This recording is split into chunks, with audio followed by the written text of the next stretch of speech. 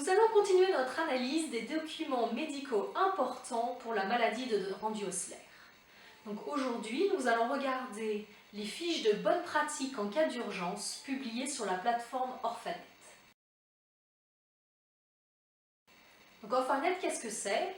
C'est un portail qui regroupe les connaissances sur les maladies rares dans le but de faciliter et de perfectionner le diagnostic, les soins et les traitements de patients atteints de maladies rares.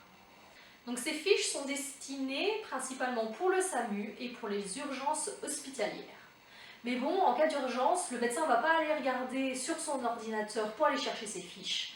Donc c'est à vous de les imprimer et de leur donner en cas d'urgence.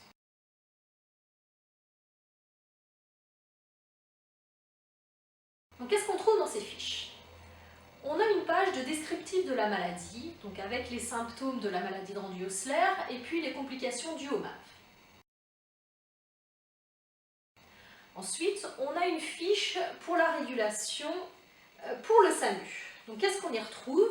Donc on a les symptômes et les mécanismes de la maladie, puis ensuite les risques particuliers en cas d'urgence, donc par exemple tout ce qui est hémorragie, ça peut être nasale, digestive, cérébrale ou due à la rupture de MAV, et tout ce qui est accidents vasculaires cérébraux et abcès cérébraux.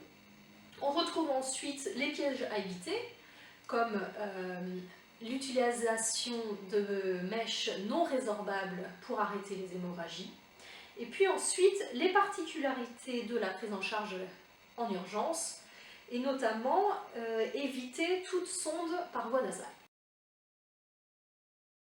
Ensuite, on a une fiche pour les urgences hospitalières. Donc on retrouve plusieurs points, notamment toutes les recommandations en cas d'urgence avec différentes situations. Donc première situation, saignement de nez prolongé.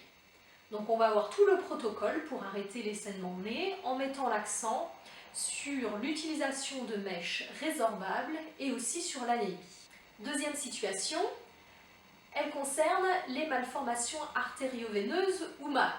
Par exemple, la rupture d'une MAV pulmonaire, on va retrouver les examens à réaliser et aussi les traitements disponibles, donc par exemple faire une embolisation en urgence. Troisième situation, il s'agit des accidents vasculaires cérébraux, donc dus à la rupture de MAV cérébrale, et aussi aux abcès cérébraux qui sont dus au MAV pulmonaire, donc une infection qui aurait traversé les poumons pour aller se loger dans le cerveau.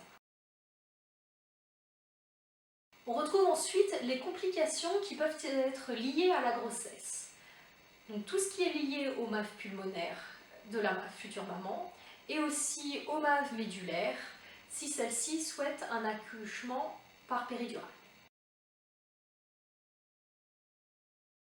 Donc on retrouve ensuite un paragraphe sur les mesures préventives et notamment la prise d'antibiotiques, donc on appelle ça l'antibiothérapie, pour les patients qui sont atteints de MAV pulmonaire et qui vont subir des chirurgies invasives.